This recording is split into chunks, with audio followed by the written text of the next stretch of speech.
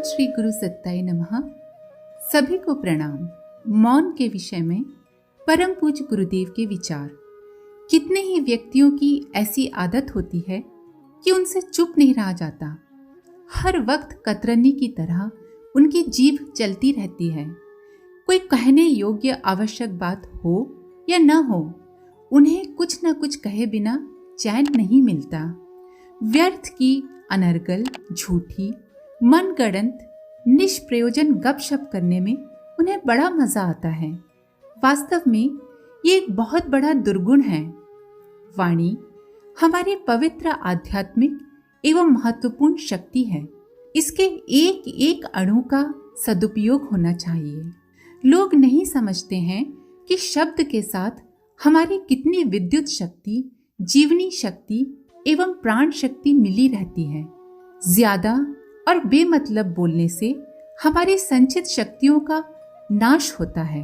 देखा जाता है कि वाणी के द्वारा शत्रुओं को मित्र और मित्रों को शत्रु बनाया जा सकता है। किसी के शब्दों में रस बरसता है और अमृत झरता है, किंतु किसी की जीभ जब चलती है तो दुर्गंध, द्वेष, घृणा और विग्रह ही उत्पन्न करती है। इससे प्रकट होता है कि हमारे भीतरी संस्कार वाणी के साथ सम्मिश्रित होते हैं। वाणी जब निकलती है तो अपने साथ हमारे शक्ति कोण को लपेट लाती है। इस कोण को यदि अकारण अनुपयुक्त दिशा में खर्च किया जाए तो न केवल हमारी प्राण शक्ति नष्ट होगी, वरन बकवास करने की एक दूषित आदत भी हमारे पीछे पड़ जाएगी। ज्यादातर महापुरुष अपना अधिकतर समय मौन में बिताते रहे हैं। मौन वाणी का और विचारों का दोनों का होना चाहिए। अगर आप चुप हैं पर एक के बाद एक दनादन विचार आए जा रहे हैं तो इस वाणी के मौन से फायदा नहीं होगा। मौन बाह्य और आंतरिक दोनों ही जरूरी है। एक महापुरुष का कथन है, मौन एक ईश्वरीय अनुकंपा है। मौन के समय मुझे आंतरिक आनंद मिलता है। किसी वक्ता का भाषण सुनने के लिए हमें चुप होना पड़ता है। कोलाहल में हम पास के शब्द भी नहीं सुन पाते, किंतु निस्तब्ध वातावरण में दूर दूर की शब्द ध्वनियां भी आसानी से सुनी जा सकती हैं। दिव्य लोकों से हमारे लिए जो दिव्य आध्यात्मिक संदेश आते हैं, उन्हें सुनने के लिए मौन होने की आवश्यकता होती है। आत्मा के प्रति परमात्मा की जो संदेश ध्वनियां आती हैं, उन्हें मन और वाणी से मौन होकर ही सुना जा सकता है। मौन एक दैवीय रेडियो है। चुप रहकर, अंतर्मुखी होकर साधक परमात्मा के प्रकाश को ग्रहण कर सकता है। जो लप लप हर घड़ी जीप चलाता रहता है, दुनिया भर की अगड़म बगड़म बकता रहता है, उसके लिए अंतर्मुखी होना और मौन के दैवीय लाभ को प्राप्त करना कठिन है। एक बार ऋषि भाष्कली ने अपने आचार्य से प्रश्न किया, आचार्य जी, ब्रह्म को कैसे प्राप्त किया जा सकता है? आचार्य ने कोई उत्तर नहीं दिया। भाष्कली ने 7 बार ये प्रश्न पूछा और 7 बार आचार्य चुप रहे। अंत में उन्होंने कहा, मैं बार बार उत्तर दे रहा हूं, पर तू समझता ही नहीं। उस ब्रह्म को वाणी से कहा सुना नहीं जा सकता, उसे तो मौन होकर ही समझा और प्राप्त किया जा सकता है। ब्रह्मचर्य केवल वीर्य संचय को ही कहते हो, ऐसी बात नहीं। शक्तियों के शरण, शक्तियों को नष्ट होने से रोकना ब्रह्मचर्य है। वाणी का संयम वाक ब्रह्मचर्य कहलाता है। जिस प्रकार वीर्य के अपव्यय से रोग, जरा और अकाल मृत्यु की गोद में जाना पड़ता है, वैसे ही वाणी का दुरुपयोग, अपव्यय करने पर मानसिक शक्तियों की न्यूनता होती जाती है। कहते हैं कि जो गरजते हैं सो बरसते नहीं। कारण स्पष्ट है। बकवास में जिसकी शक्तियां अधिक खर्च हो जाती हैं, कार्य करते समय उसे उन शक्तियों की कमी पड़ जाती है। संसार के जितने भी रचनात्मक कार्य करने वाले महापुरुष, वैज्ञानिक, ग्रंथकार, सेनापति एवं महात्मा हुए हैं, वे सभी प्रायः मितभाषी थे। शक्ति के साधकों को मौन रहना चाहिए।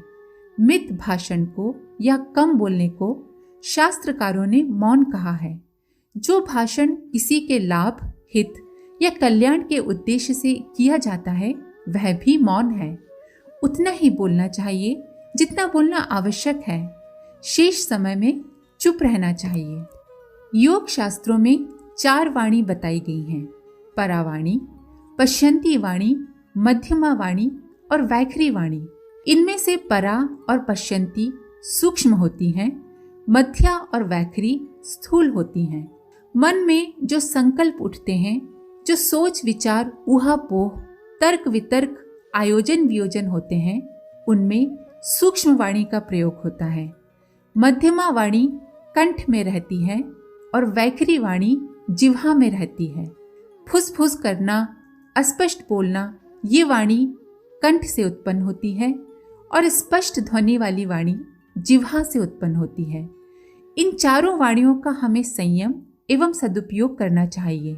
जिह्वा खोलने से पहले, शब्दोच्चार करने से पहले ये विचार करना चाहिए कि जो बात हम कहने जा रहे हैं वो किसी के लाभ के लिए कही जा रही है या नहीं, और उसे कितने विस्तार से कहना चाहिए।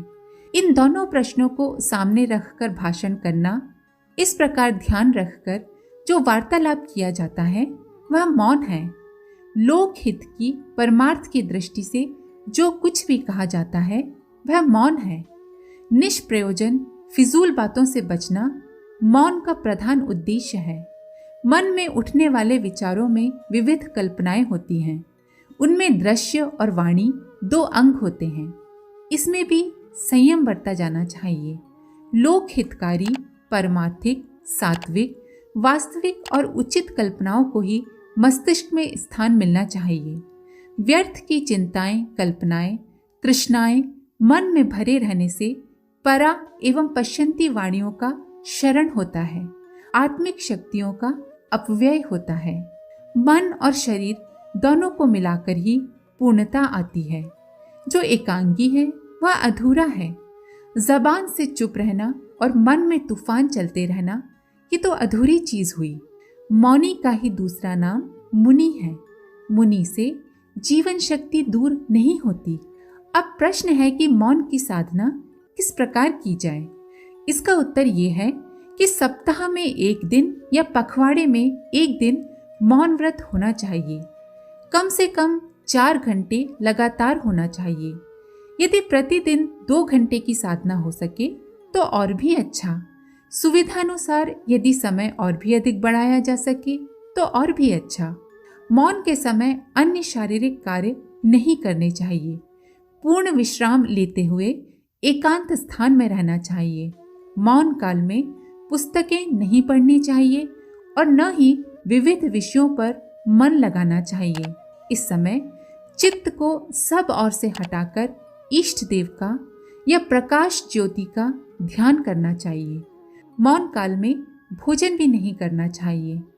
इस छोटी सी साधना को करते रहने से मौन में बड़ी सफलता मिलती है। साधक मुनि बनता है। मौनी की वाणी बड़ी प्रभावशाली होती है। उसका शाप और उसका वरदान सफल होता है। चित्त में शांति रहती है और आत्मबल बढ़ता है। आज के लिए इतना ही। आप सभी का धन्यवाद। ओम शांति। हमारे YouTube चैनल को सब्सक्राइब करें और बेल आइकन को दबाकर ऑल पर क्लिक करें ताकि नोटिफिकेशंस आपको मिलती रहें।